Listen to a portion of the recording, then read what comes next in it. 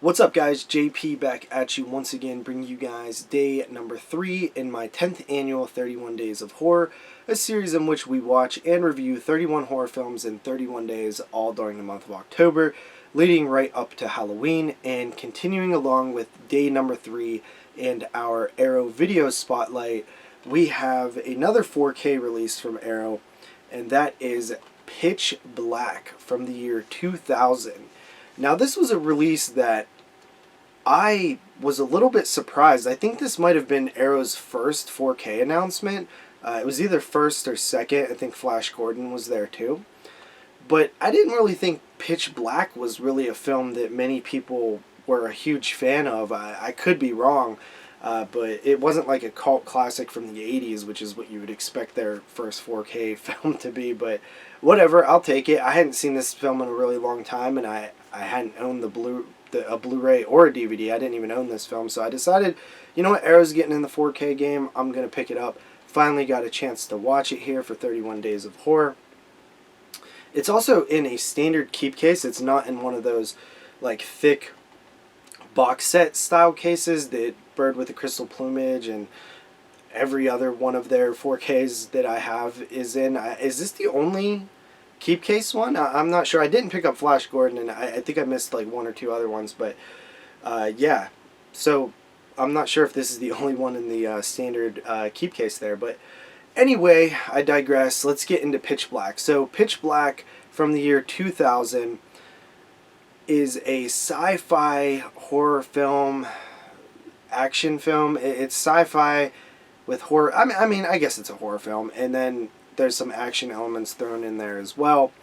It basically follows a space transport ship that gets struck by a meteor shower and crash lands on a desert planet. A handful of survivors of this spaceship crash, including Vin Diesel's character Riddick, and he is a convicted murderer who had been caught and was being transported to face trial, I assume. And they crash down on this planet, and they find out that this planet doesn't really go dark. It has 3 suns. They also find out that there was once a human civilization on this planet that seems to have vanished or gone home or died or something. They later find out that there are these creatures that live underground because the sunlight hurts them, and then they find out that the planet, when they investigate the compound of the previous humans there, they find the planet's solar system, and they find out that every like 20 some years there's an eclipse that blocks out all 3 suns for like a month. So that means all these creatures are about to come out of their hiding places and feast on them in the 30 days of night. They figure out that there is sort of a ship there that they can use parts from the other ship to fly home, and they have to work with Riddick, the killer who they're suspicious of the entire time. So that's basically your plot. Vin Diesel, one of his first starring roles, I believe, because Fast and the Furious was the next year. I think that was in 2001.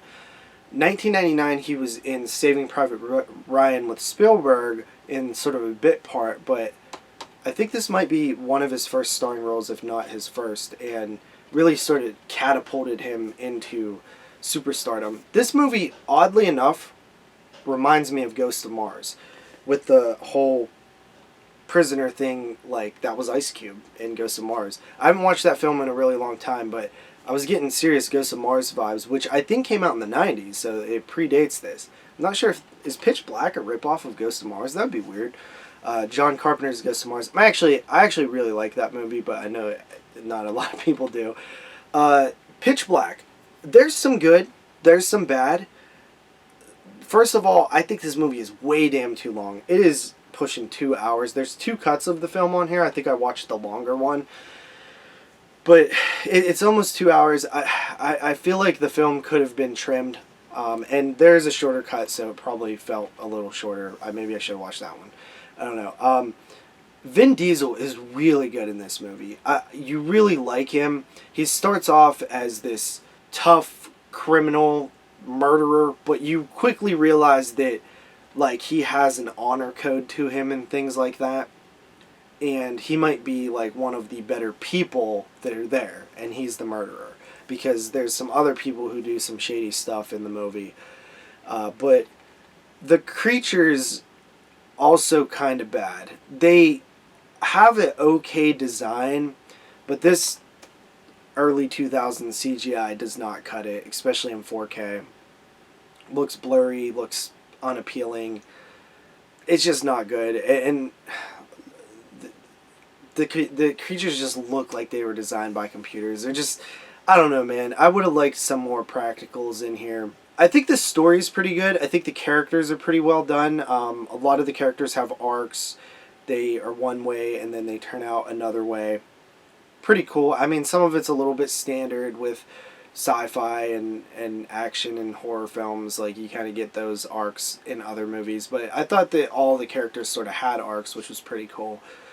I like the desert planet. There's some really cool visuals, like in terms of like filters on the camera and things like that, with like the heat where it looks really hot and the night and how that looks. Oh, also Riddick has the ability to see in the dark, which is pretty cool. I think Vin Diesel's a you know, I haven't seen like a ton of his movies because I'm not like a big Fast and the Furious fan or anything, but man, he's a really fun actor. I really like him. I wish he would have done more horror films, because he could have been a lot of fun in them. But he does have that like lead action man quality to him, and that's what we mostly see here in Pitch Black with the action type things.